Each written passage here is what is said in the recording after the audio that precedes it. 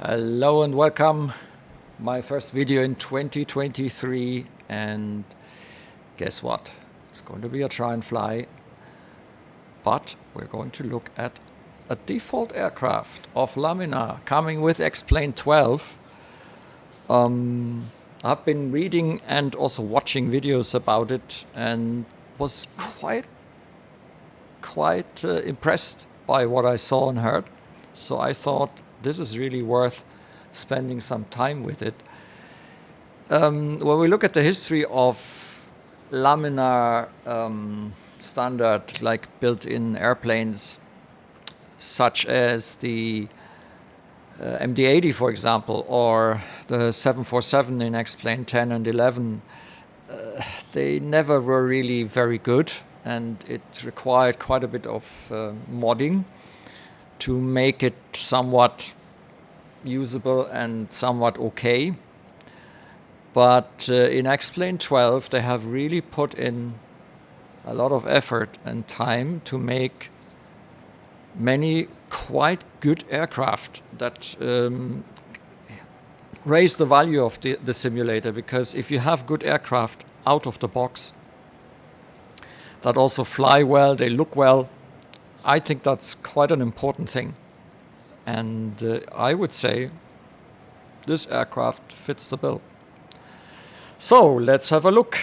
First of all, let's maybe quickly go around here and check out the modeling, which is good. Don't be distracted by the flickering.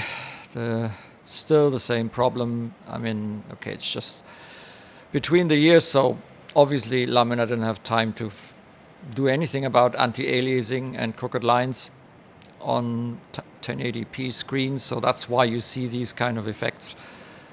If you have a higher resolution screen, chances are that you don't see as much of this, but I'm pretty sure that a lot of people do not have 4K or 2K screens. A lot are still running on 1080p resolution, also with smaller graphic cards.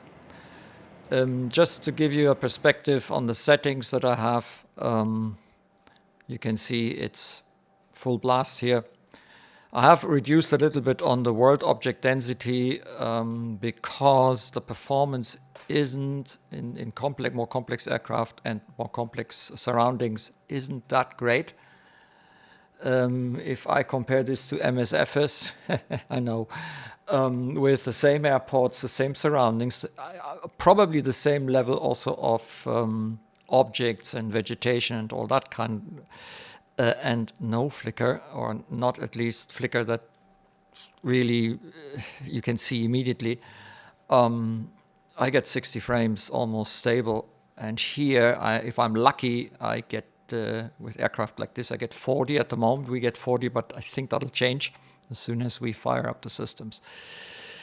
I have an RTX 3070 Ti, so it's not a small card. It's I think a very good compromise. Let's turn off also the overlay here.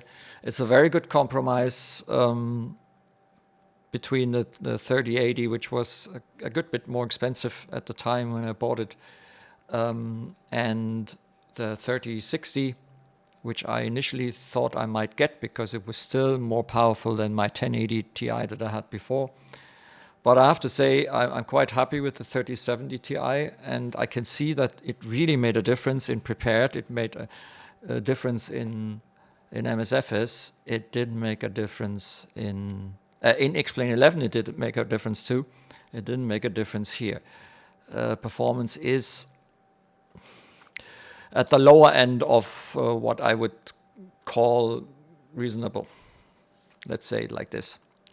So my view, that's my personal opinion, there's still a problem with performance, and I think they also write this in their release notes, that they're still looking at performance issues. There's some issues around the day-night switch, where frames can drop tremendously.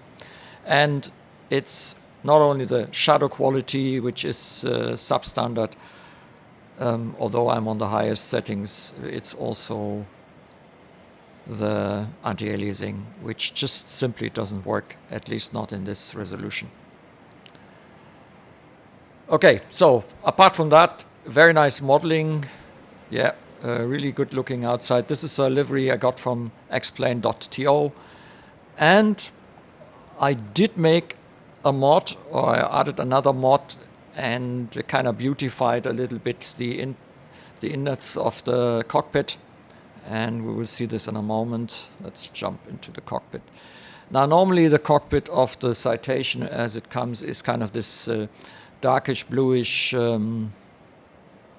all blue kind of impression. On xplane.to, I will put in the links in the video. Shall I forget? Please let me know. I found this one here, and I thought it really is very nice. I mean, the general quality of the cockpit and the whole modeling and textures in this aircraft, even in the standard, is superb. It's actually very good. It's what you would get with payware aircraft normally. So they really put in a lot of effort, Laminar did. And this mod just changes a bit the colors, and I think it looks so much better. Personal taste. It looks really, really well. I'm really happy with this color scheme here. So yeah, up to you. As I say, when you start it normally, don't be surprised. You will see is it a gray or a bluish gray cockpit? But I just think this is looking better.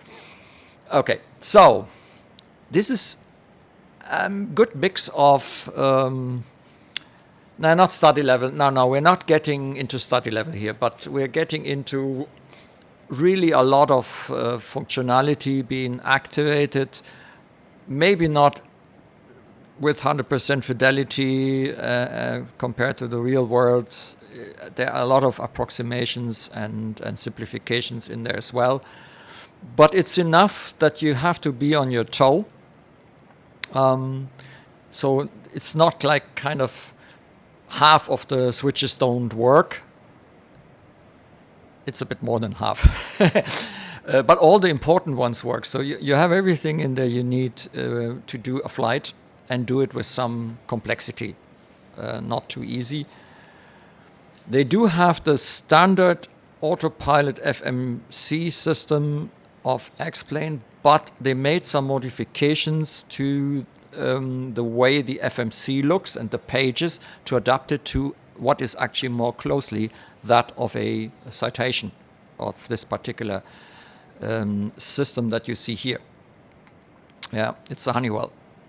Well, it doesn't say Honeywell here, but I think it's modeled from a Honeywell something, GNSS or something. I'm not sure now, but there's definitely a difference between the default FMC that you normally get and this one here. Still, under the hood, it's still the same flight management logic that you have behind it. At least that's my understanding. There is actually a manual, and as usual, it's good when, let me show you this. So there's a manual. It's actually in the folder of the aircraft. By the way, when I mod things, I copy the Laminar original out of the Laminar folder under aircraft, and I put it in my own, I have an external folder with all the external aircraft that have nothing to do with Laminar. It's also part of my backup strategy, and to keep kind of the SIM folder as standard as possible, especially during a lot of updates that we had. I don't want things to be messed up here, and then I use tools to turn things on or off just as I need them. I'm going to make a video at some point where I explain a little bit of what I do. It is a bit complex, so yeah, it will take time to produce something that explains everything that I'm doing. Anyway, the manual is in the same folder as the aircraft, and it is relatively comprehensive. As you can see, it's 80 pages. So if you need to know about speeds, you can fast forward to the last page. Zoom in here a bit. What we don't have is things like a calculation of V-speeds. and stuff like that. So I'm not sure if there are tools out there that can calculate the Citation X speeds. By the way, this is a Model 750, so it is modeled after the Citation 750. There are also smaller ones like the 550, and this is the 750. But there are some basic speeds for you. So the V rotation, they have it fixed here at 145 indicated. Well, there you go. And the default reference speed, and that's, I did a very quick test of this here. I used these because I wasn't able to get anything else going here. So 132 knots for the reference speed and 145 for the rotation. There's no announcements, so this, again, simplifications, but enough complicated things or realistic things to give you a very good corporate kind of jet or business jet feeling around it. What's also great is that Laminar, so where did the window go now? Uh-oh. Yeah, I messed up, so let's... here they go. Oh, they end up... Why do they end up here? Oops. Oh, this is not good. I messed up. Oh, shit. And now all my windows are gone.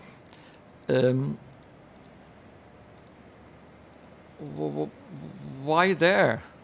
Okay, so this is the size. Now let's get the other one and bring it back into the same size again. So that we have the same, can I? I can, it's just that there is no indication. So just grab it here. Okay, I think the height was the same. The good thing is, now let's, I'm a bit confused now, which is what? So this is the PFD and you can externalize it, which is always something great because it allows me to put this on my second screen that I have. And even use it in OBS by creating special overlays for these kind of displays. 3 of them are enough because the first 3 from left to right are the relevant ones. The others, the other 2 are just the first officer's right side PFD and MFD.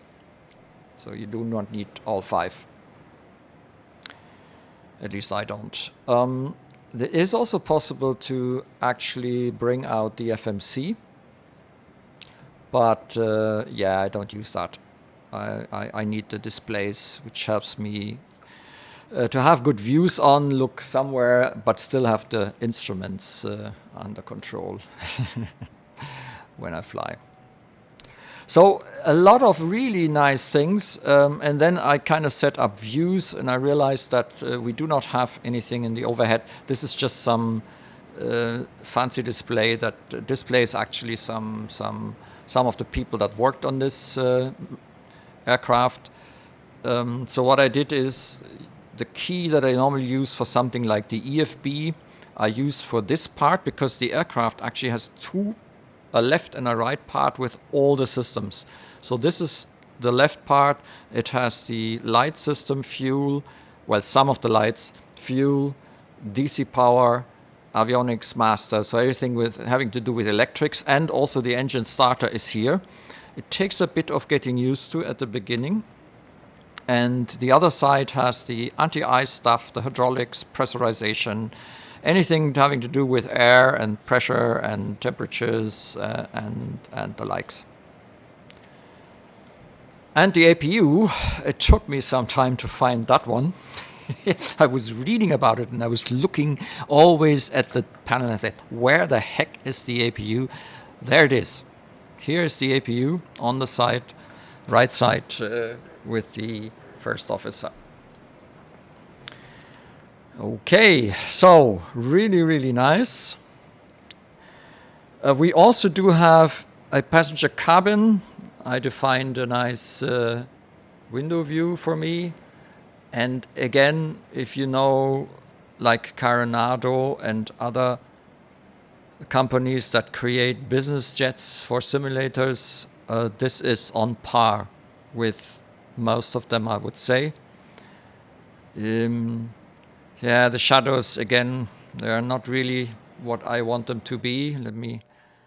Sometimes it helps to switch forth and back, and then it will get better. Not immediately, but suddenly then. Really great cabin. Really gives the impression that you're in a business jet. It's fantastic. This is the kind of jet. I'm not sure how far you can fly. Let me see. When we go back to the beginning of the documentation, I think we do have some key values here. Yeah. So the range is 3,700 kilometers, and you can fly up to flight level 510. With these kind of jets, you do fly quite high, and you do fly relatively fast, like 86 or 350 indicated, or Mach 0.92. That is quite fast. So it's this kind of aircraft that gets you from A to B on a very high altitude relatively quickly. And 3,700 miles is quite good. I think it's enough to do also to cross the Atlantic. I think. Is it? I think so. At least like from Britain to... Yeah, it should be possible. Okay, let's close the door here. It's getting quiet now. And let's move forward here into the cockpit. Yeah, great stuff. I have to really say it's really like it. So, I do have a checklist. It's from someone called Mir Health with input from Elates. So it's relatively new, from the 5th of December 22. It's quite good, not perfect. There are some things in there that I will probably eventually give it some small corrections to make it even more usable. There's some repetition of what we have. So, for example, at sea level 8,000 to 8,000 feet, we fly with 270 indicated, and with from 8,000 to 36,500 with 350 indicated, 0.82 Mach limit above, and 0.9 Mach limit above. Okay, Mach trim on. So don't ask me what all that is. That's very specific for this aircraft. Normal cruise is Mach 0.89 MAC above 30 flight level 30. It will actually try and achieve this even in flight level 140. So there's intervention required from us. There's no auto throttle, so you are in charge. But I have to say it is very easy to control the speed here. It's very good, not like other aircraft where it's really a fiddly game to reach your speed. But you have to watch out. As you can imagine, on my little test flight, I busted the speed a couple of times, up and below. The flap gear speeds, flaps 5, 250, flaps 15, 210, max speed, flaps full, 180, gear operating 210. So don't bring out the gears over 210 knots because it might actually damage them. So let's go to the cockpit preparation. Parking brake is set. By the way, the parking brake is, where was it? Yeah, again, I have to, yeah, it's here. There's the parking brake. It's already set. Then the standby power. Now, everything that has to do with power, electric power is here. So the first thing you do is you bring up the standby power, and then we turn on battery switch 1 and 2, and the avionics switch on, and then the whole circus here comes to life. And you can already see the slightly adapted format of the FMC, which looks far more closer to the real thing than, let's say, a default FMC that you would normally have. The ICAS switch, and now here we come again. Oh yeah, ICAS is here. Although I have been through this once, I will probably be looking for some of those switches for some time. Auxiliary pump is on the hydraulic side. I turned it on. And this is actually something that I would do, is I would give more indications on where to find it. So it's easier for someone who's new like me to find those switches, because there's quite a bit of searching when I did it the first time. The APU, as I said, is here. So it tells you now to turn on the APU master. And then it says APU start, so hold it down and wait. Keep pressing the button until the APU RPM starts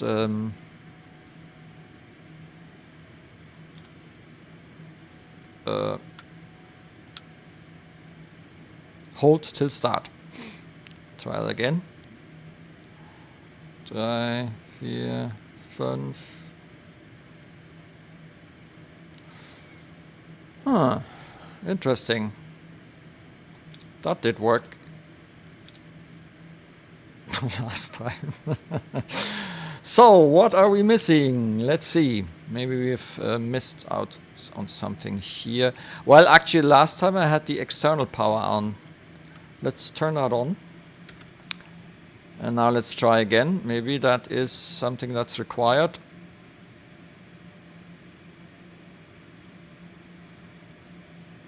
Nope.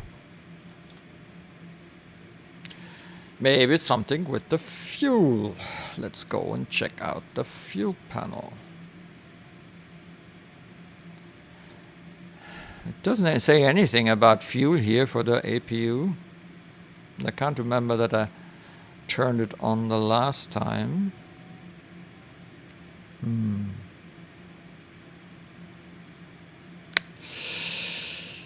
Yeah, that's so typical, isn't it? It's so typical. When I make the video, it doesn't work. Fuel boost, normal. Let's turn that on, just see if that makes a difference. Oh, am I stupid? Or am I stupid?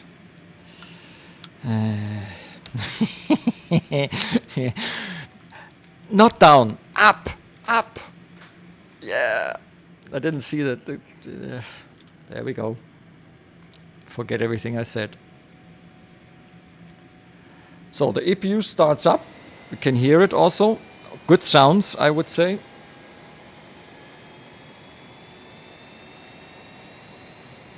I think we can turn off the manual for the moment.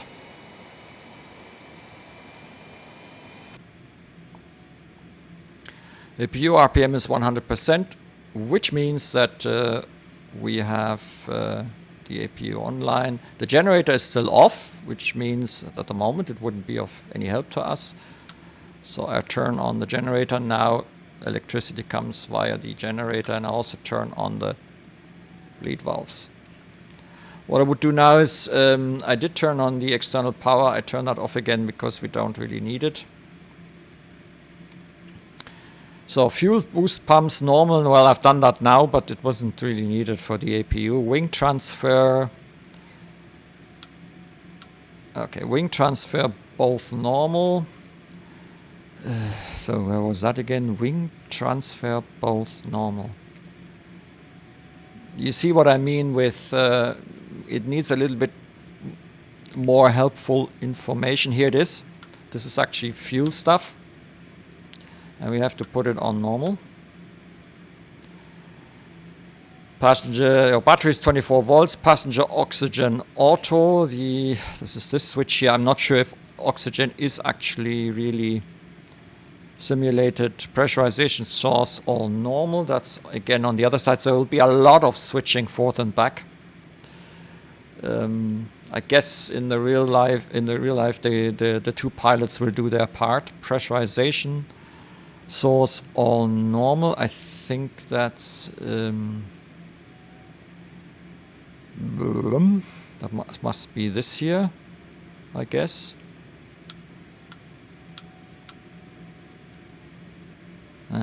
Now I've created a fault. How do I do that? Although the sources are all normal. No, that can't be the source. Doesn't make sense. Pressurization source all normal.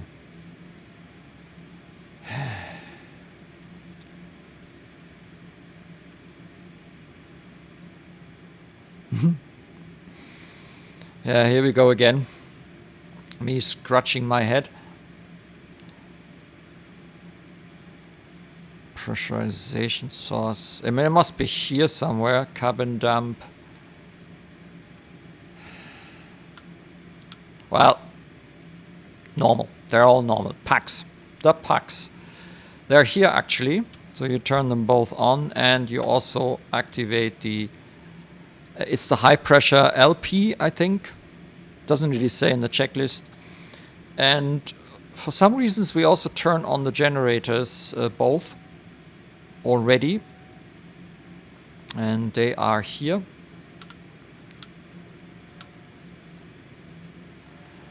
The emergency exit light. Oh yeah, where was that one?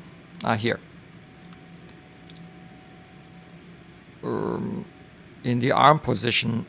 To be honest, I'm not sure where the arm position is. I guess it's this is seems is this I don't know. Yeah, it's probably okay. Fuel quantity check. Now the fuel. The fuel, for that we go here into the ICAS system. We press fuel hydraulics. Whoops. Sometimes the mouse gets caught and just doesn't want to get rid of. So let's see, we have 3,240 kilograms in each tank, so 6.4 tons for what we are flying, more than enough. So we're fine with the fuel quantity. Rotary test check. So that's an interesting one. I move over, no, up, wrong key. I move over to here, and if you look down here, there is a test rotary, and you basically go through this once. There's the smoke detection test, then the landing gear test, the fire warning test, the thrust reverser test. I don't know if I have to do anything. I don't know, it's a quiet one. Oops. That's the flap reset test. That's the WS temperature. That's the overspeed. That's the stick shakers. That's the annunciators. I suppose now they're all on. I think they are. Yeah, that's the annunciator test. And then you go on off, and the whole thing is done. Pressurization altitude is here again. Just make sure that this is 0, this is 1,000, this is 2,000. Take the inner scale, and we are below 1,500, which is true. We are here in and around 1,300 feet. So cabin looks okay. And also the differential pressure and the cabin. So cabin is on 0, and we have no differential pressure. Yeah. Again, 5,000, 2,000, and we are a bit over 1,000. But it's important that we do not have a differential pressure between outside and inside. Power levers are in the cutoff position. That doesn't quite work for some reason. Hang on. Yeah, that's a very strange one. I have 6 axes, 2 like they are in the turbo in the 2-engine prop configuration here on the Bravo. And when I use the red fuel levers and I bring them down, all the way down, they are in the fuel cutoff position. So they move back down here, And if I want to turn on an engine, I use the mixture lever for each engine and bring it up, and that will then start the engine, or at least provide fuel to the engine. Pre-start. So first thing we do is the nav light. Now lights are spread all over the place here. Here are landing light and taxi light, for example. Here are navigation recognition lights, and there are some cockpit lights here. So as I say, it's a little bit spread over this panel. Navigation light is here, and it wants also the ground recognition anti-collision light on. So this is now the flashing beacon. Let me see if we can see it. Yep, it's, nah, well, we can't really see it, but up there, yeah, here, there are two of them, and they're blinking red.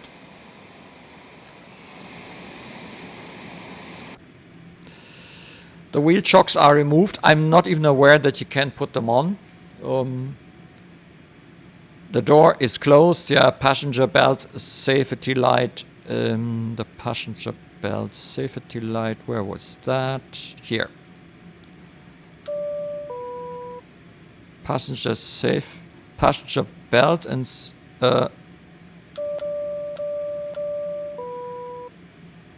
I guess that's both. Looks like it. Standby attitude ADI uncaged. That's this thing here. I'm not even I don't think it can be caged, so it's working. And that's it. Next is the startup. Request pushback as required. Now, before we can do a startup, we need to program the FMC. So Baro is in HPA. Okay, so there are some menus here on the PFD. You get the Baro setting. On the MFD, you can switch between traffic and terrain. So if you click here, it's terrain, nothing, or traffic. I leave it off here for our flight. You can turn on or off airports, and you can turn on or off VORs. I'm going to... The range, by the way, is here on this, unless you have programmed yourself some keys for that. There's also a timer somewhere, and you can kind of trigger the timer. So here's the clock now on. And you can always look at the flight time. I'm not sure because it doesn't show it. So I'm not sure how much of that really works. ICAS system, that's actually the same here. You can get some parts of the displays also as an overlay here, electric, the APU, and the engine. If you want that, I leave that off. And unfortunately, here's something that hasn't really worked for me and doesn't look like it's working. There's no V-Speeds. So I haven't been able to set or get V-Speeds, although it says out for automatic. Doesn't look like it's working. So this is not. So we are taking the 145 for a V1 rotation speed, V1 a couple of knots earlier, and 135 for the VREF. And that's it. It seems to work out quite well because I forgot to look up the VREF, and I landed within and around 137, 138 knots, and that worked actually quite well on my first trial flight. Alrighty, auxiliary pump off. So now we're turning this off. Check aircraft vicinity. Yeah, we are clear. And we're basically now ready to start the first engine. For that, we move over to here again. And here's the starter knob for the right-hand engine. So what I'm doing now is bring myself into position, because as soon as N2 starts rising, we're going to open the fuel lever. So I'm clicking now starter. I'm waiting for the N2 to rise, which is the case now, and then I activate I bring up the fuel or the red lever here, and the rest just takes time. The starter has already disengaged. To me, it looks as if it's a little bit on the fast side. Here's, by the way, the N2. You can read the N2 also from here.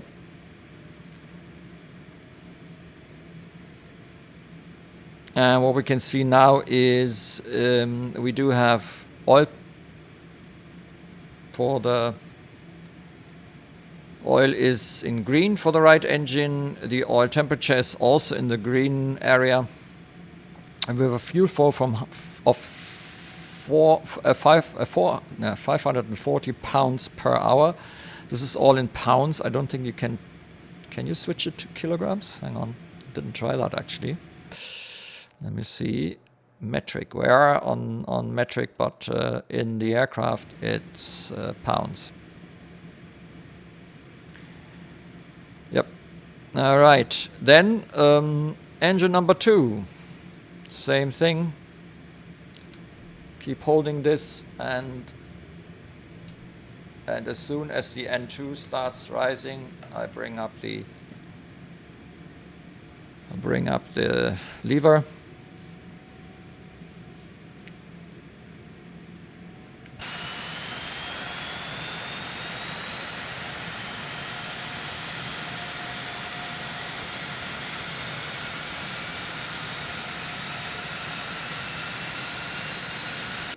Very good. And that seems to make for 2 good starts. We're still spooling up, but should be finished any moment.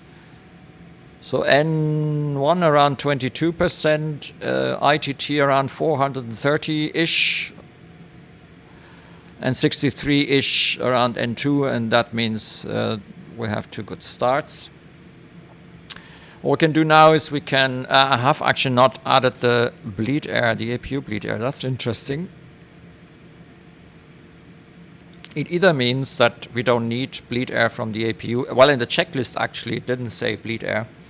So either we don't need bleed air from the APU to start the engines, or this is a bug. It could be that the first is true. We may not need it because in the checklist it didn't say bleed air. Okay. At least. Or did I turn it on? I did turn it on actually. Forgot. I did. Yeah. But I wasn't sure also the last time. And now we can stop the APU. Takes a wee moment before it starts spinning down. You should wait really for the RPM to reach 0 before you then turn the master switch off.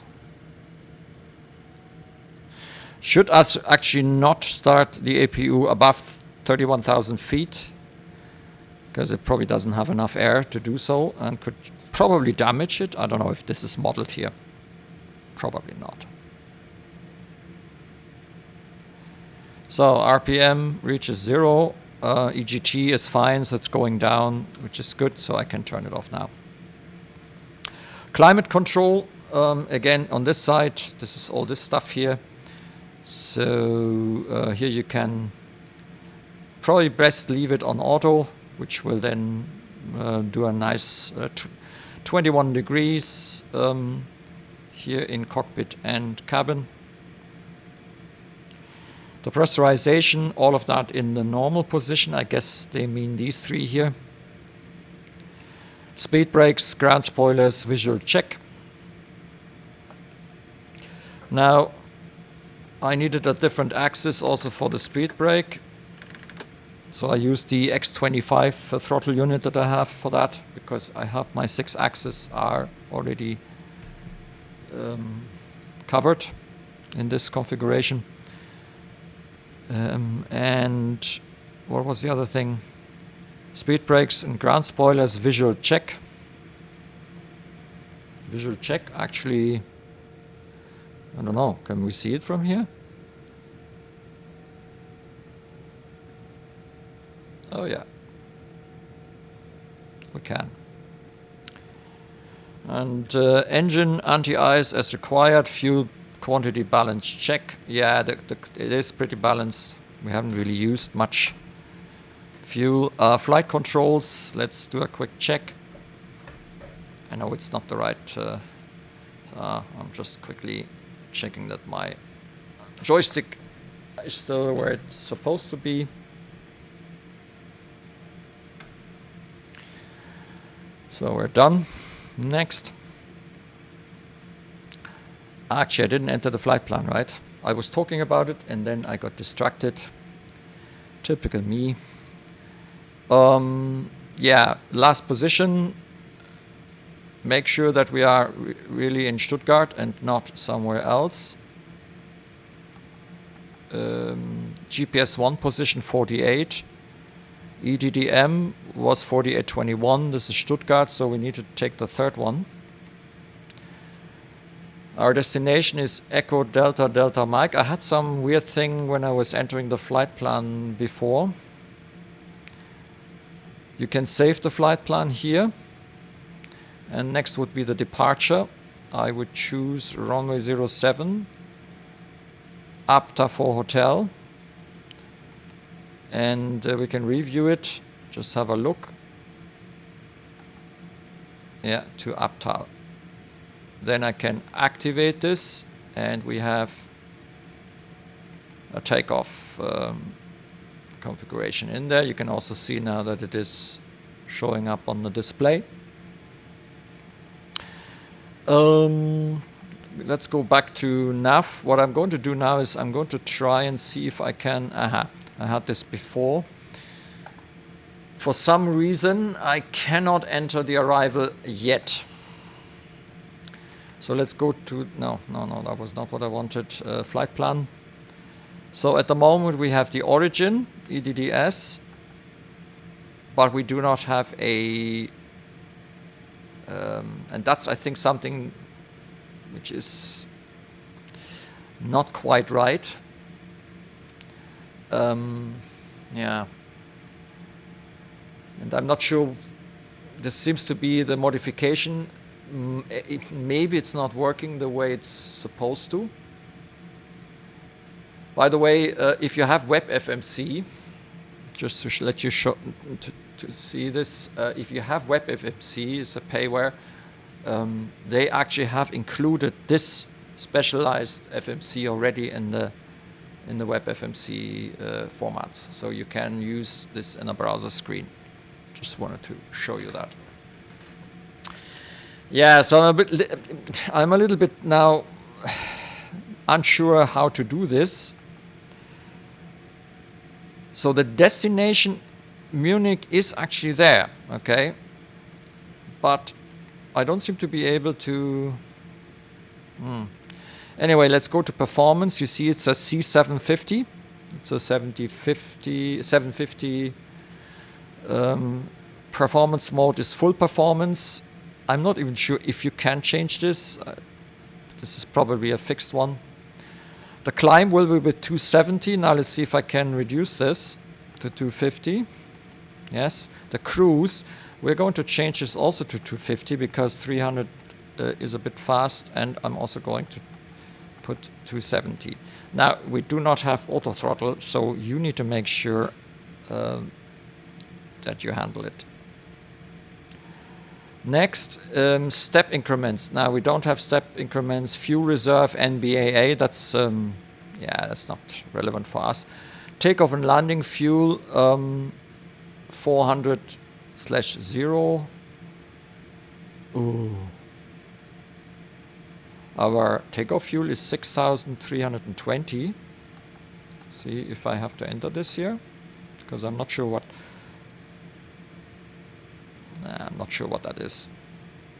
Okay, let's forget it. Next, transition altitude 5,000.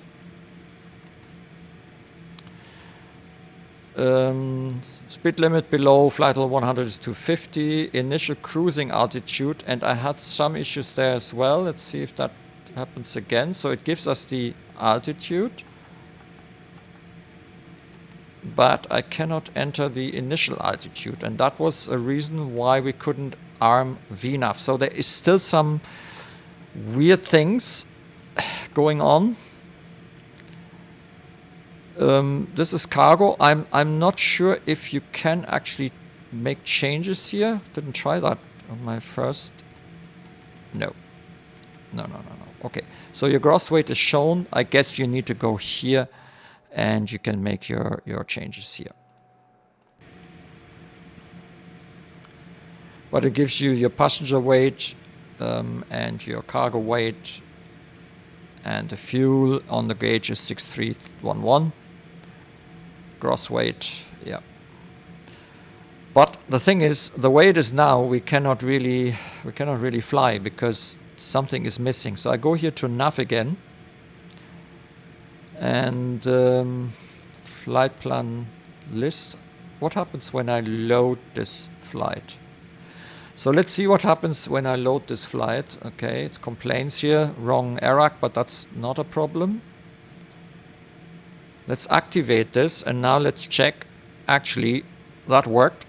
EDDS, Abtal Magat, EDDM. So I'm going to set the departure again and activate it. Do we have it double now? No, we don't. And then I go to the arrival, and now it works. So there is a bit of an issue with this. Runway 08 left. I want the ILS 08 left. Vectors, is it 079 course to Magat? Okay. I'm not sure. Vectors 079 course to Magat. Okay. I don't want any transition.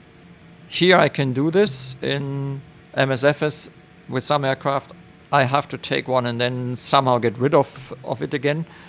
So in this case, I'll just leave it the way it is. Go back to the arrival page and activate this. And now let's check the flight plan. So this is our takeoff, Abtal, Magat, next. Now, once we have this, it seems that now, go to performance. Now I can, that's the climb, 250. Okay, so let's see that again. So that's the takeoff. And then this is really sometimes a bit strange. Oh. That's a new page, didn't have that before. Runway 07, EDDS, length, okay.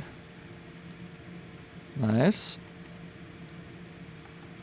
Slope, dry runway.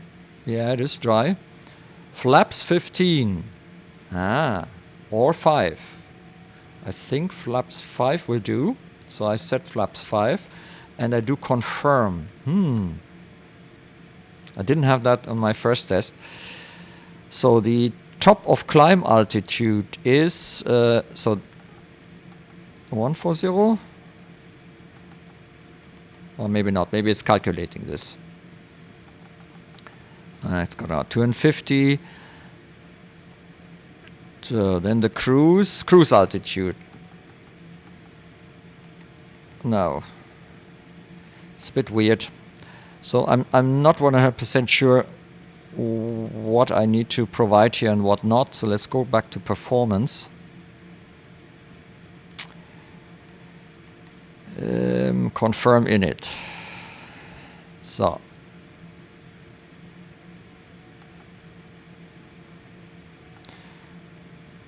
have we got now the, no, we're still missing the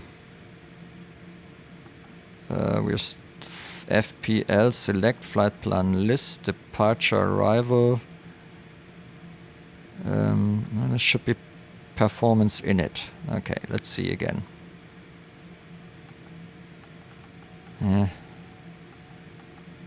It's strange. Next. Transition altitude, initial altitude. Now I try again because our initial altitude, now it works. And we need this because then, no, it didn't put it in. Bobba. But now it has put it in here. We don't need step increases, takeoff flaps 5. confirm init, climb, flight level 140, cruise, flight level 140, descent, BOD altitude 5000, okay, baro something I suppose that is, and the landing itself on runway 08 left. Looks okay.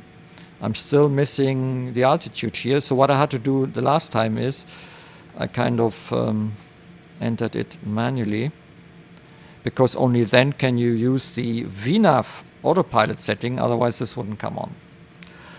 So this is still a bit unusual. They may explain this a bit better in the manual, but you know me, I'm not reading the whole manual. I just try these things as they come. So now I seem to have a complete flight plan, and I can switch to progress here, and let's go pre-taxi. So taxi lights, oh yeah, taxi lights are down here.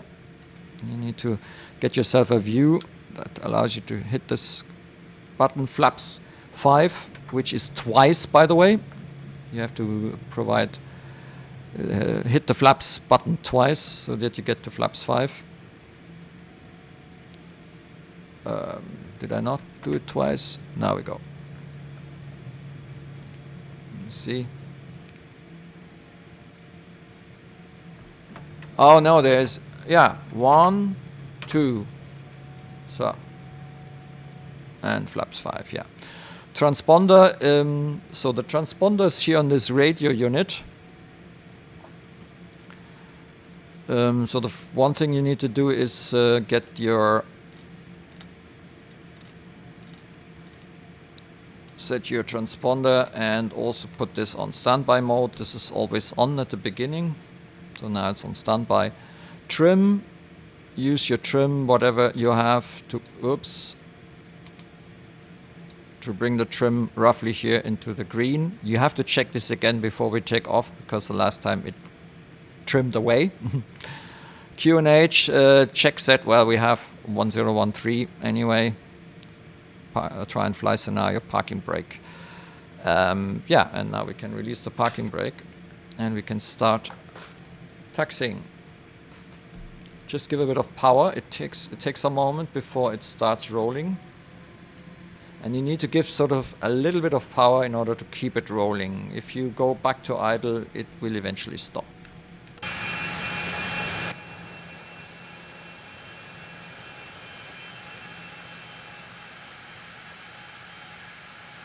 I finally found a parking position where you can just roll out with a jet like this.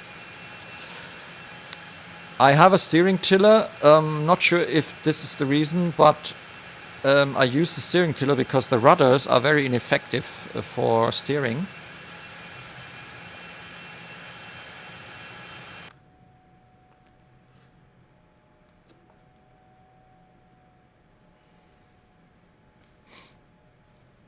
Yeah, and you can see we're getting faster, so then take away the power again, it will then start to slow down, but we're a little bit on the fast side. And now use the steering tiller to turn. I mean, you get used to it quickly. And let's really go not to this exit, but to the next one, because we want to have as much space for our aircraft as possible on the runway. Nothing is as useless as the runway behind you. You see, now we're getting slower because I went to idle, so you have to kind of give it a little bit of a notch of power in order to keep it going. So I have it about fan percent, 30% or so. That I think keeps it rolling. And if you want to get a bit faster, you need to bring it up to something like 40 or so, or 500 ITT. Then wait that you reach kind of the speed. Unfortunately, it doesn't show ground speed. At least I haven't. Oh yeah, there it is. Yeah, it's very small. found the ground speed. And with the rudders, it's almost doing nothing here. So I'm going back to about 30 in order to keep the speed. We are now at 7 knots ground speed.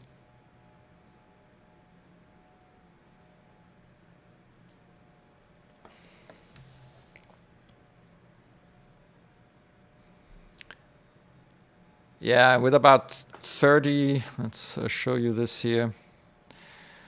So with about 30 or so, it roughly keeps the speed, and the ground speed is quite well hidden. This little thingy here is the ground speed. It took me some time to find. I couldn't find it in my first flight, and now accidentally just my eye went over it, and then I thought, oh, there it is. Oops, and we have already, yeah.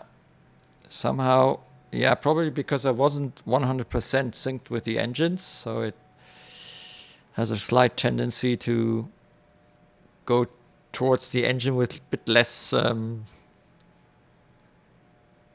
power.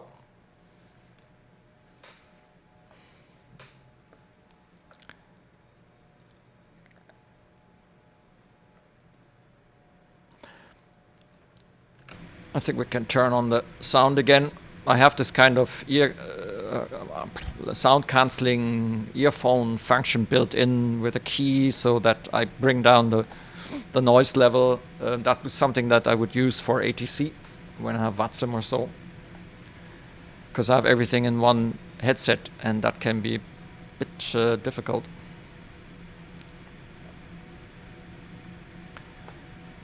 All right, let's we'll use this one here, so let's just turn over here.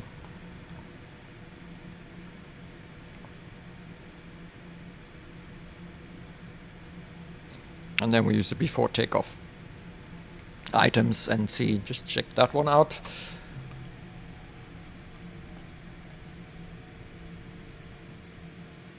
Okay, parking brake. Now, V-Speeds, as I said, 145. I haven't found a way of setting it in the display so far. As I said, when you use the V-Speeds here, takeoff speeds, it just simply... I did not find anything to change this here. Okay, so... don't know if it's supposed to do something. 145 is our V-speed. Let's quickly set the heading. The heading is 072. The altitude we need to set to 14,000. In order to set the altitude, you need to go, where was it? Here, somewhere. Where is it? Here it is. A little bit awkward. Good that I have my displays outside. It's one of these things where it's good to have some either hardware or some keys that you define to get this set. 14,000, flight level 140. Yeah. V speeds 145. Altitude is set and checked. Heading back is set. So now it wants us to activate the autopilot heading mode initially. And the autopilot VNAV mode. For this you need to have a complete setup, otherwise VNAV will not come on. Then the AP Mac trim, that's this here. But it can't automatically take it off. So ice protection, we do not require ice protection. Pitot static heat. So let's do the windshields. We turn on the windshields and we turn on the pitot static. Strobe lights, the strobe lights I think are this one here. Yeah, it's on the same lights, but then some flashing or some blinking other thing starts.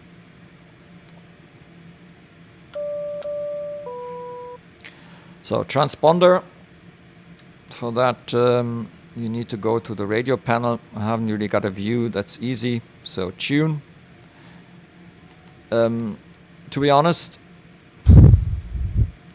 somehow this isn't quite right, I would say. because I can only switch between this here, tune MB. What the tune ME? Me. Tune me. Or what? Huh? Ah! Ah! Oh! On the little one. Okay. Well, there you go. Well, at least I found it in the video. I didn't find it before. Yeah, it takes a moment. It's not always the most intuitive. So, here we go. We're ready for the takeoff, and away we go. Let's see what happens. It's first lineup.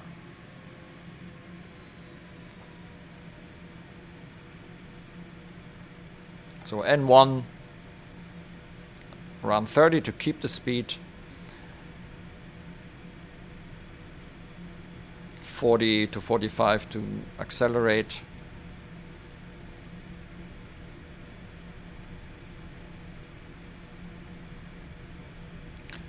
And we're going to do a rolling takeoff. Now, it didn't really say anything about what I should do in order to get the right power. So there are some detents, and one of them is takeoff, and that's basically all the way forward. So slowly move.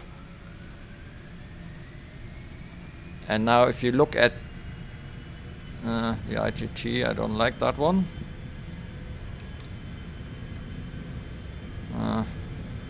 Don't like the ITT. But we are accelerating extremely fast anyway, and 145, and whoa, off we go. So that's not yet. I don't feel comfortable with in that mode.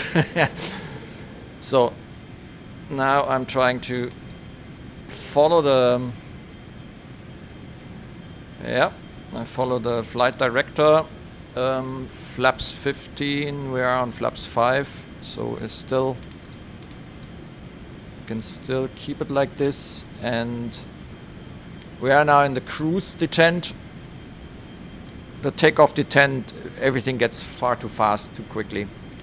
Now I'm switching to nav mode. By the way, first, before we do that, we need to use FMS. Then I use nav mode for the heading, and I use VNav for the moment, and I activate the autopilot.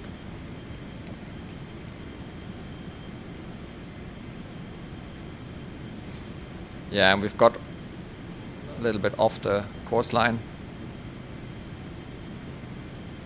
Yeah, the cruise detent is much better on takeoff because we just accelerated far too much. I got into overspeed in no time.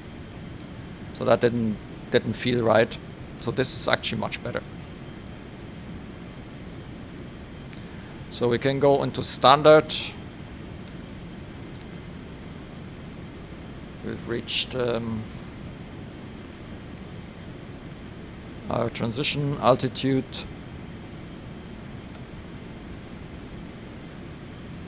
Can now turn off all the lights.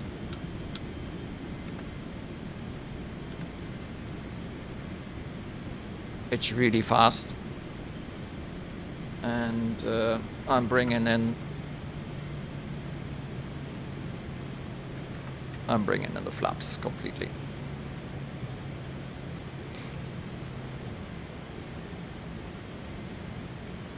And interestingly, it kind of keeps around 250 now. So the cruise, you see this here, by the way. See here, CRU. This is the cruise detent. The cruise detent actually works quite well now, but now we're leveling off because yes, we are a little bit on the. Immediately we're accelerating. So let's bring back the power. And now I'm going to keep it on 250 because that's what I set in. You can't use a cruise detent for this. It's no auto throttle. It will happily bring you into overspeed once you have leveled off, like we do now. So bring it back to about 60 or so, 59-ish, and then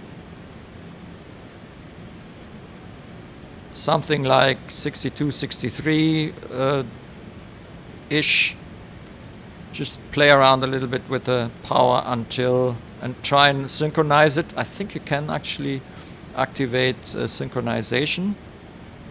Where was that? Engine sync on fan speed, and I think it might. Yeah, and now it's keeping it synchronized.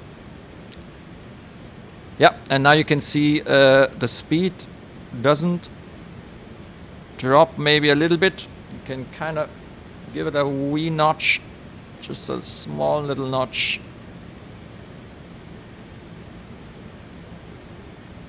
And then just you have to watch it from time to time.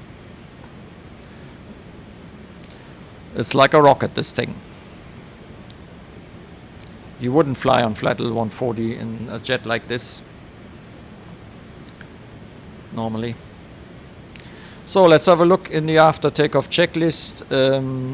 Gears up, autopilot is on. We are on the flap slat pressurization, taxi light is off. The power levers, no, they're not in the climb because we are already past climb, and now we can turn the passenger seatbelt signs off, which was here. We do have no auto throttle manual power set, so you need to make sure that you keep the bank as required. 80s. What bank? What do you mean with bank? 80s node. Yeah, ice protection as required. Fuel check, approach brief and V-speeds. Fuel transfer selector off. We haven't used that one. PSG belt slides on. Okay, but we're not there yet. Now, this thing doesn't calculate a top of descent, unfortunately. At least not that I have seen one. So if I go to the progress page here, you see uptile, but let's see if it gives us anything. Top of climb in nautical miles. Is that something that I would provide?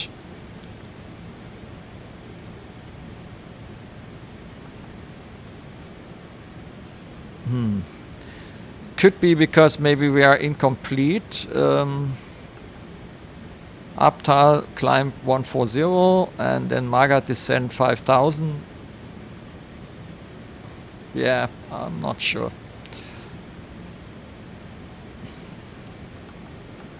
If it would actually calculate this. ToD in. Well, normally what happens is from uptile the top of descent would be in 30 miles, more or less from. Hang on. 30 miles. Let's see if I can put this in here. No, this is not something I can enter.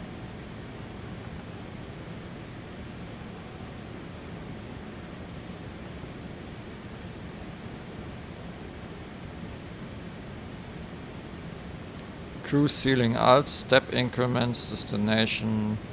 Well, are we still on? Yeah, we are still on this VNAV part, but also on alt. Okay.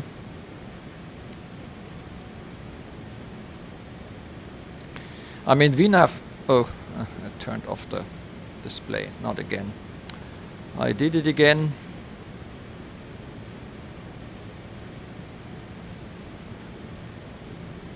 And this is partially very weird what you can see when you bring it in again. So there's also some little issues with this display handling. You would think now with something like VNAV that it would calculate something like top of climb and top of descent, but I haven't seen it yet. At least not here.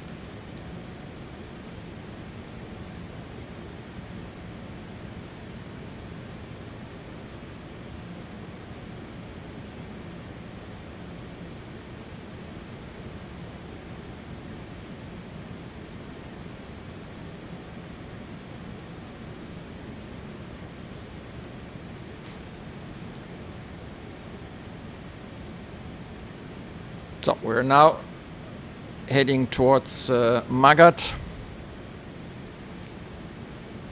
quickly aligning or syncing the heading. I don't know, does this thing have a sync heading functionality? Let me see. Oh, I think it does. Oh yeah, let's try that. I put it off a bit and then I press the button and it syncs. Ooh, and there's also a sync course button. Ah, interesting. Okay, so we're calculating our own top of descent since it doesn't really give us something here.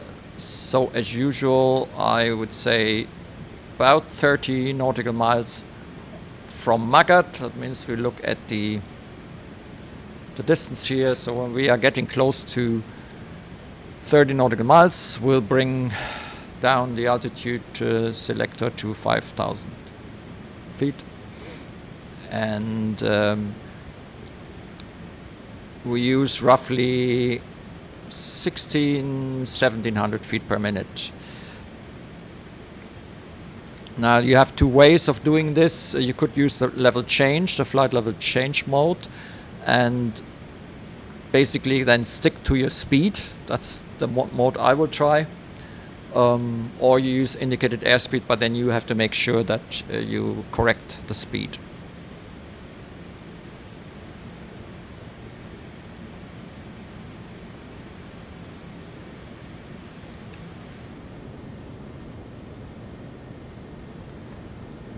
Is there time for coffee? Yeah, so actually we're sitting... Oh yeah, I'm sitting facing the... Oh. Looks very comfy in here, doesn't it?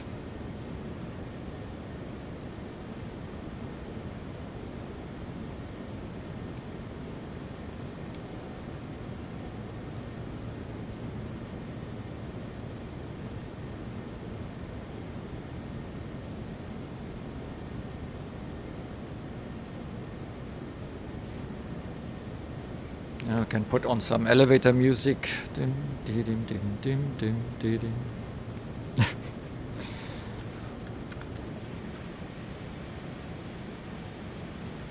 The claps are in, yeah. Okay. Yeah, by the way, there's a steering tiller here. So this aircraft does have a steering tiller, and that's probably the reason why I can't use the rudders properly. I wonder, though, if you do not have a steering tiller axis assigned, if it would then kind of switch to rudders fully, because it can be a little bit difficult.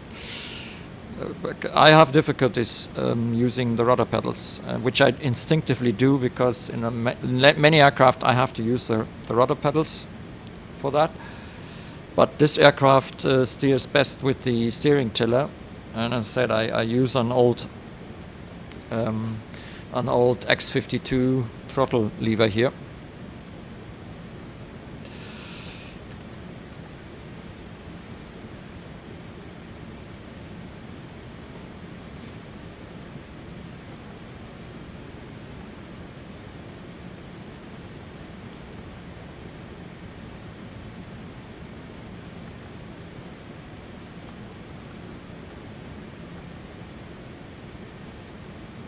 Yeah, no indication of a top of descent or something.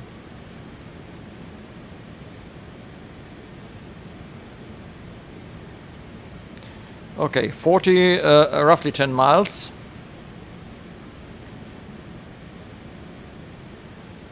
Did I turn on everything here?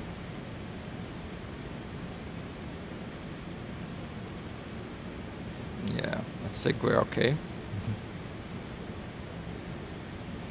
The two FMCs are independent. That's also something which really has improved over the years. So XP12 has a lot of things being better than what we had in XP11. You can really see how they improve on the default functionalities and offer us things like this here. And I think this is, for me, this is almost like a payware aircraft, and there are actually many business jets out there that are not better than this and cost money, to be honest. 35. Let's go and bring down the altitude. The altitude selector is here. Again, it's a little bit awkward. I mean, you can turn it so that you can see it, and then you can turn it down. If you are on VATSIM and everything goes really quick, this is the kind of thing that really is difficult. Also, frequency changing can be quite awkward if you have to look down on this all the time. Okay, we are 31. I am now going to switch to level change, and I'm starting to take back the power.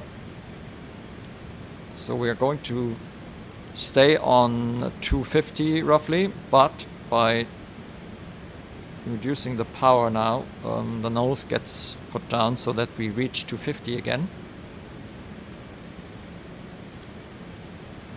And I'll see that we roughly keep 1700.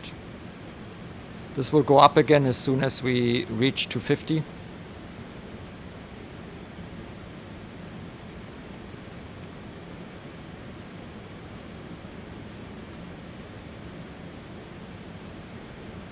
There's also no descent indicator in this here.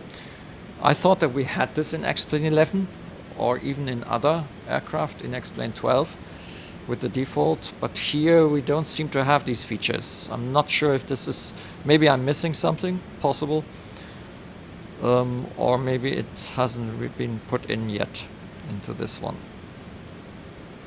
1700 feet per minute. 25 miles.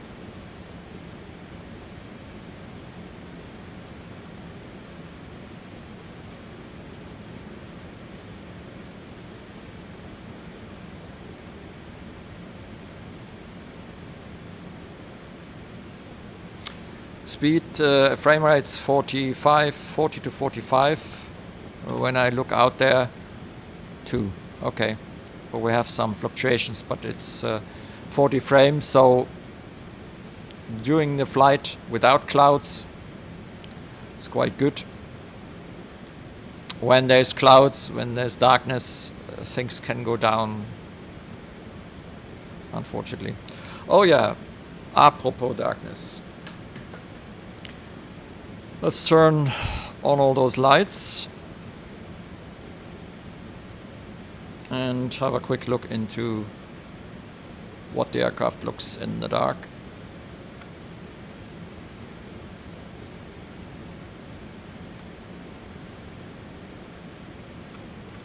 So this is the aircraft with all lights on.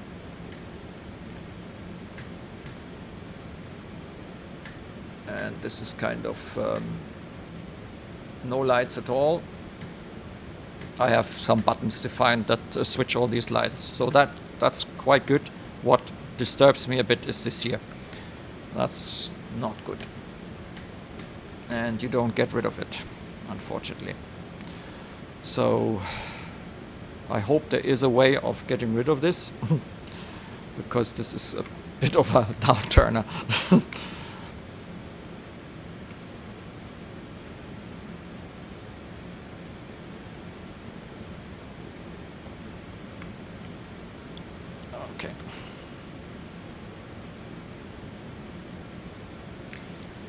Right, how are we looking? 14 miles to Magat, 8,000, we are fine. I think can even reduce the vertical rate a bit.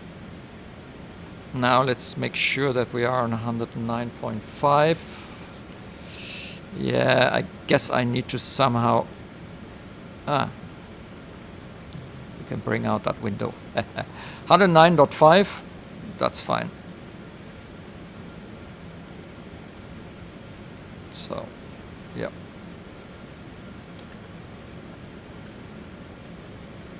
I forgot actually, you can bring out all these windows. Nice. That's a reminder also, this is the frequencies here. 122.8 is COM1 and 109.5 is NAV1. That's also quite good. Actually, this is not a bad plane for VATSIM because you can at least, you see the frequencies all the time, and you can actually get yourself that window here for relatively quick tuning without having to look away from your flight path. 7,000, I think we should be fine. I hope we are.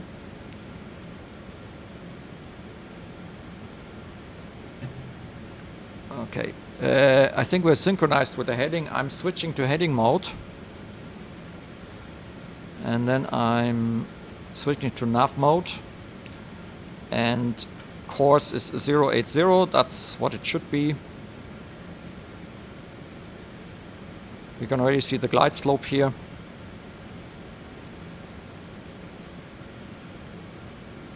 How many miles? 6 miles. 1,000 feet. 1,000. 5 miles. I think we should be fine. I'm arming now.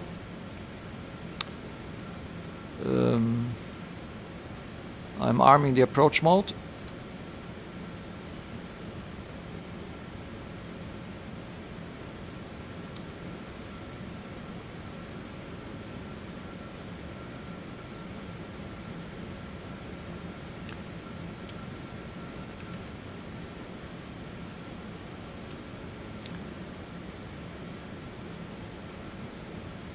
Okay. Next, landing lights. Yep, we can turn them on as well. No, that was the Laxi light. That's the landing light. V-Speeds is 137. Landing gear. Not yet. It's a bit early for that. Okay, let's see. Localizer is armed. Glide slope is armed. You can see this here. The localizer is moving, the glide slope is also coming in. Localizer is green.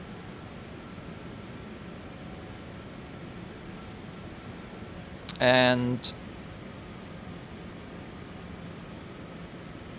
we are on the glide slope. It has captured the glide slope very nicely. And I'm going to bring out the flaps to position 5.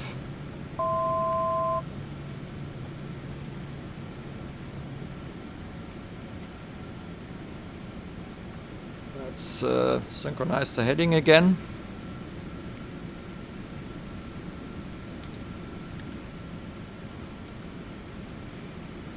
So we're nicely aligned to 19. I'm waiting for the speed to come down a bit further.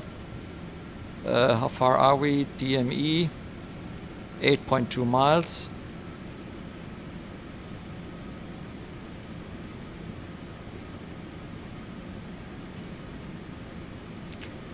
Landing gear comes first in the checklist. Well then.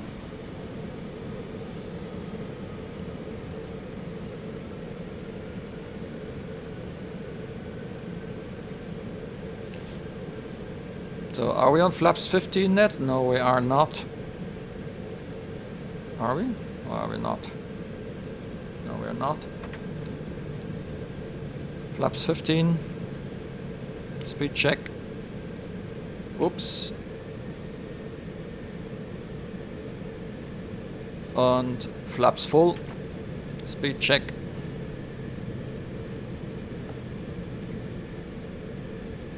Taxi light also on now that the gear is out.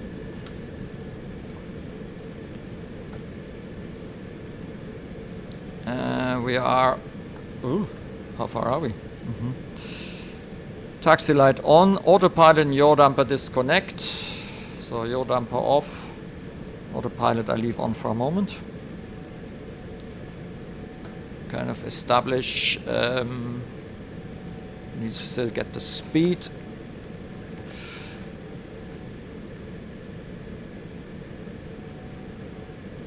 No auto land. In case you were hoping. 1,000. Check.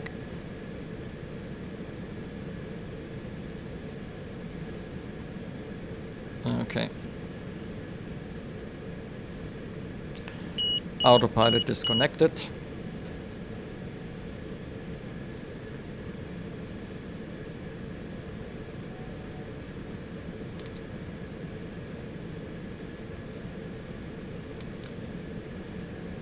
Oh, the trim is very...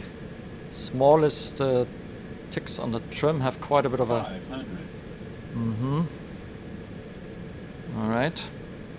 So 137, we are on the reference speed. 400. A little bit more thrust to keep it. And I think there is slight misalignment with the ILS and the runway because we always are too right. 300. Too much right, to the right.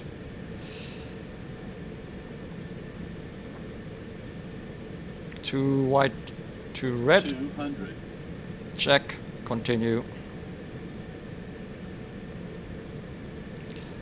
137, we are a little bit, 100. got a bit slower.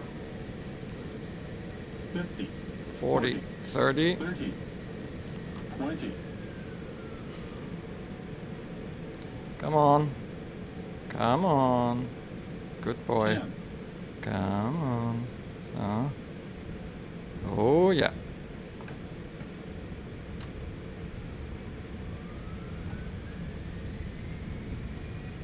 Very nice. It's really easy. The reversers are extremely effective. And be careful when you bring them out, you will accelerate a bit. So I give it a notch on the brakes to make sure that we're not adding another 10 knots again. Now the rest I do again, steering, tiller and brakes. And off we go.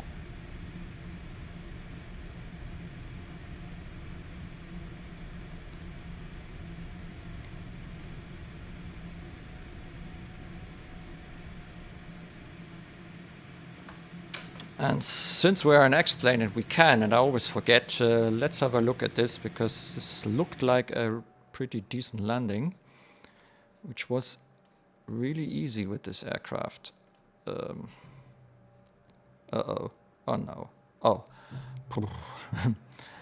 I thought we are gone already.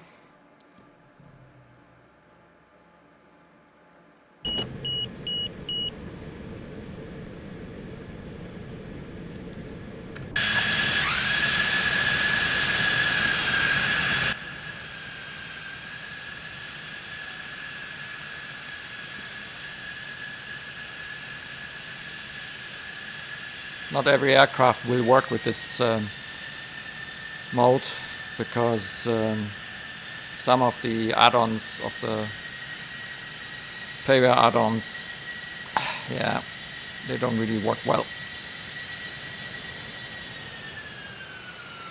Yeah, it went up again, and then there's a long, but we're still okay. But yeah, it's something that you need to. Whoa.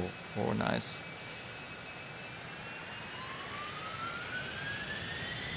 And then very effective reversers.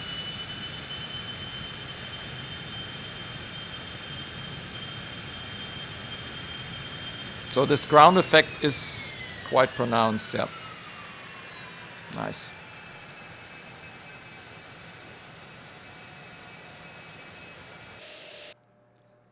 Okay, let's stop this again and clean up the aircraft after landings. The landing lights are off, the strobe lights. We also turn off flaps are coming up. Pitot-static heat we can turn off. Ice protection we don't have, so it's okay. Transponder is on standby. WX radar, not even sure where you would turn that off. Next is the shutdown checklist. Let's get to our position.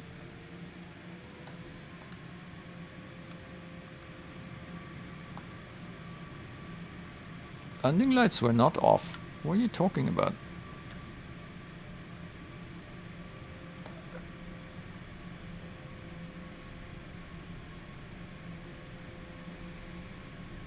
Taxiing this aircraft is easy, but you need to have, well, it looks as if you need to have a steering tiller. But if you've tested it without one, just with the rudder pedals, you can tell me if maybe without the steering tiller, it actually works better with the rudder pedals. I can't, I have to really full deflection of the rudders will hardly do anything here. So I can't really steer properly.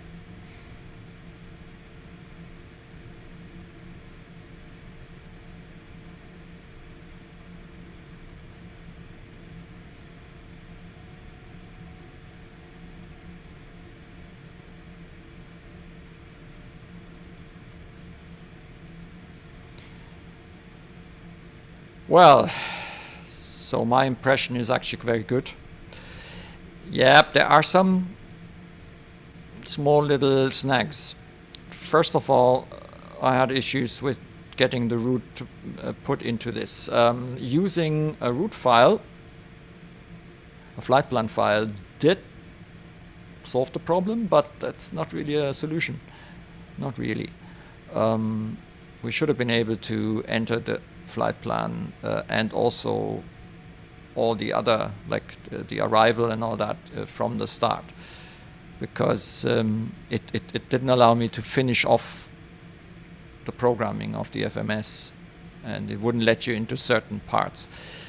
Now maybe there is some weird logic behind that, which is like realistic. I kind of doubt it, but yeah, maybe it is. I will read the manual then at some point. I can't remember seeing so much about programming the FMC. Oh, yeah, there's a second manual actually with the aircraft. Could be that that is a specific one for... let me see if that one is actually...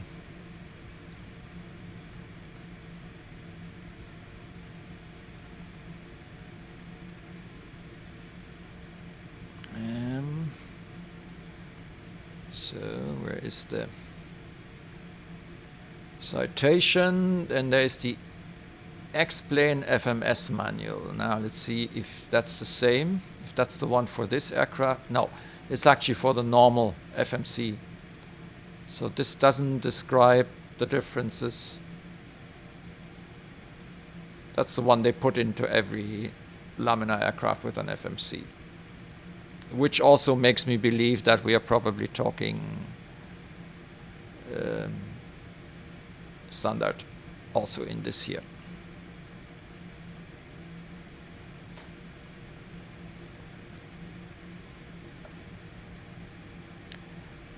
Yeah, but apart from this, you've seen I was able to get around that problem eventually. Just yeah, you have to be a bit creative at the beginning when you sit here the first time and you wonder how the heck, what do I need to do here. The VNAV part is not really doing a lot of VNAV-y things. So I would have expected something like a top of climb and a top of descent. You can activate the VNAV mode of the autopilot, and then it seems to be doing something depending on the speeds you have defined. Yeah. But that's about it. And the rest is up to you. So thrust-wise and all, you need to really be doing it yourself and keep things under control, or you will go under or over your speed very quickly. So it's one of these aircraft that you need to watch out for your speed and fly it consciously. This is not something that you leave alone for a long time. You fly it consciously. You need to continuously, again, check against the speed. Well, that's the theory, I know. When I do videos, I usually forget. So sometimes things can get a little bit out of hand.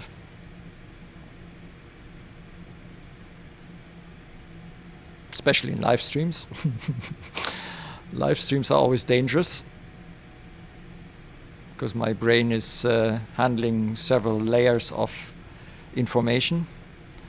Chat, stream, aircraft, and whatever story I want to tell.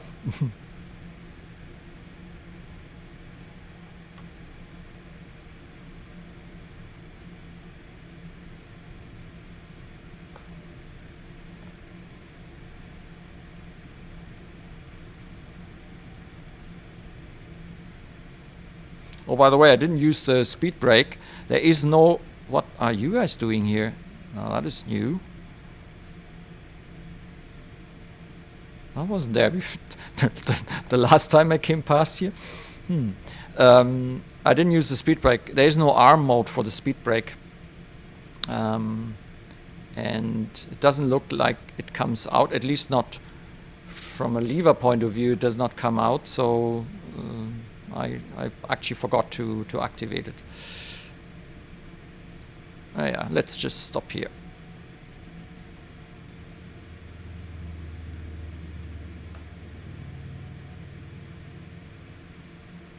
Okay.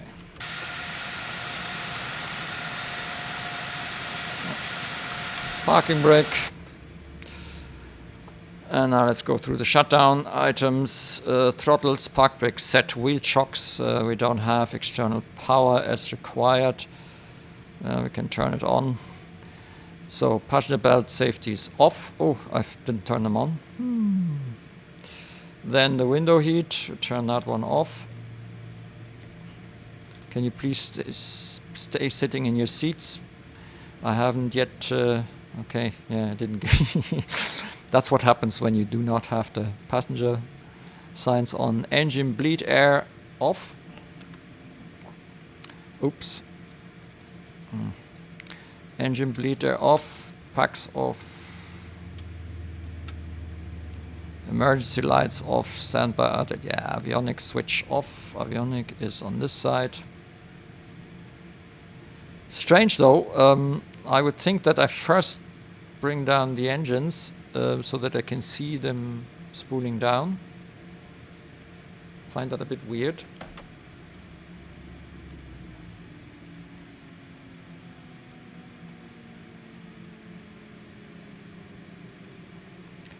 Okay.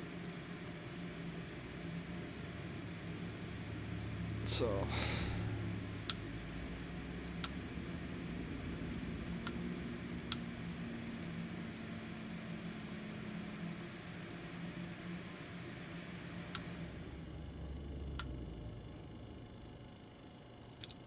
Oh, well then, let's turn all of that stuff off. I'm pretty sure there are a lot of switches now that are not in the position they should be. Okay, off, off, off, off, off, off, off, off, off, off, off. I didn't start the APU. So what have we got here? That needs to be off. And, oh yeah, we need to open the door. And in order to open the door, I have actually a special button. And now you can leave. So, that is the Laminar standard Citation X 750 with a modded livery here. That's one from explain.to and modified cockpit colors, which I personally think are looking very good. So I like them. But you don't need them to have the same experience with this aircraft. That's it. Thanks very much for watching. Until next time.